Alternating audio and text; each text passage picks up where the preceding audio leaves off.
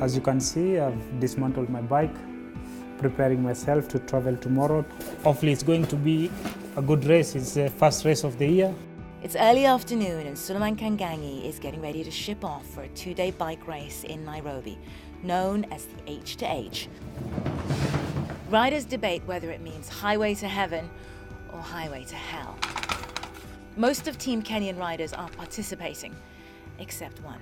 Surgeries, I think it's the only one you've heard. In 2016, I think I was on top of my career, but unfortunately things go so on the other side. But I cannot blame anyone or anything. Samuel Mwangi started cycling like most others on the team out of curiosity. I wanted to see some few parts of Kenya, so the easiest way was to have a bike, so I can just go anywhere I want. That's how I started cycling. So I met a cyclist, and I was in my jeans and boots and a shirt, and they were in their skin suit. They were like going fast, and then I thought I should follow these guys. 2016 looked promising for Mwangi. I raced more in Asia, mostly in China. I will not say that I was the best in my team, but I was like in top 10.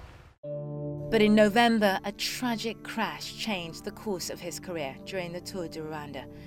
The last day of the race, I just went straight in the front, and it was a descent. So I went down to on my tube and get in aerodynamic, but at the end I didn't know that I was going that fast. I went to the barrier.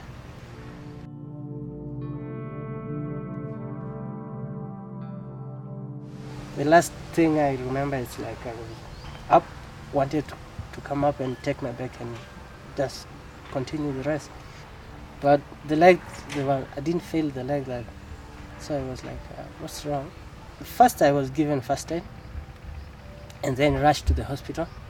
But unfortunately they didn't have everything to do the surgery. If there was a better medical attention and care, I think I could still have my leg back. Samuel took most of 2017 to get used to life with one leg, but now he's back on the bike and aiming for a massive goal. I don't even feel like I'm less fortunate with anything. Like I only lost a part of my body, that's it. My goal started when I broke my leg when I was still in the hospital bed. Me and my boss Nick, we were like, because now you are in para, you won't go back to normal cycling. Why don't we try Olympic 2020 in Tokyo, Japan? And then I said, okay, that's a good idea. Let us focus on 2020 to get anything, even if it's a silver, gold, even if it's fourth, as long as I'll be there doing something that I wanted to do. I have a lot of work to do. Samuel Mwangi was one of the first guys that Nicholas found when he started this project. He's inspirational really. When he had his accident and he lost his leg, when people were visiting him, he was cheering them up. It was very impressive how he dealt with that. The way he kept cycling, the way he responded to it was remarkable.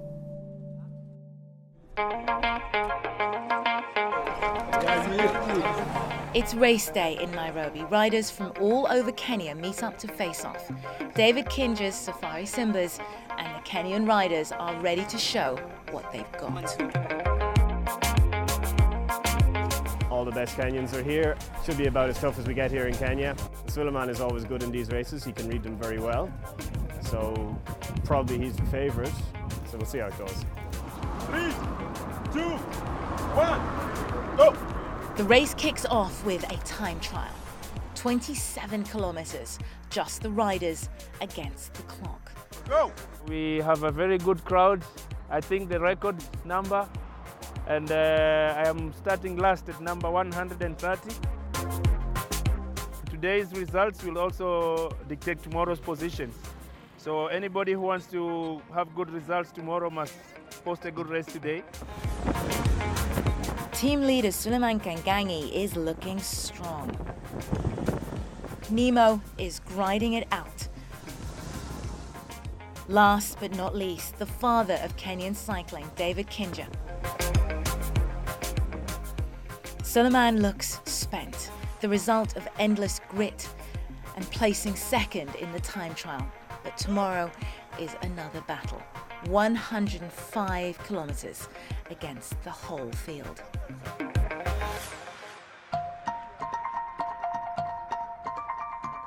Today is the road race, it's the main race, 105 kilometers, about 1500 meters elevation. We expect to see a lot of competition today. Today is the day.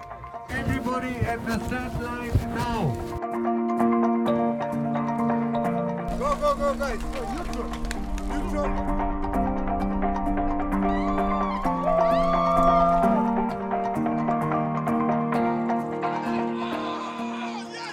Suleiman finishes 6th in the road race. Not the outcome he wanted, but Team Kenyan riders as a whole took most of the top spots. It bodes well for the year ahead. There was a lot of guys just didn't chase, which is a bit surprising actually. But yeah, so it made it quite easy for the breakaway. Yeah, the race was good, quite strong, very, very strong field today. Yeah, we maintained a strong pack. We need to teach the Simbas to be more aggressive. Stay in the park and then do something, attack or chase or something. But all in all, it's good race. I was hoping to come to the climbs, the difficult part with the group together, but it didn't happen. And it's good to see that other people are starting to tactically to get better, and that's a good thing with the Kenyan cycling. This was a time trial for yesterday. I won 3rd. I won prize money for today's 2nd position. So yeah, I'm very excited about that. A Kenyan team or even an African team qualifying for the Tour de France would be the sports story of the year. But talent is there. The opportunities are increasing. But there's still much more work to do. Our aim is for 2019 that there will be a pro-continental team. And some pro-continental teams can get into the Tour de France. It was a really good race with all the youngsters racing hard now and learning how to be teaming and working together. It was such a tough competition, quite fast, and we see that apart from the medals, the Kenya cycling is headed somewhere as well.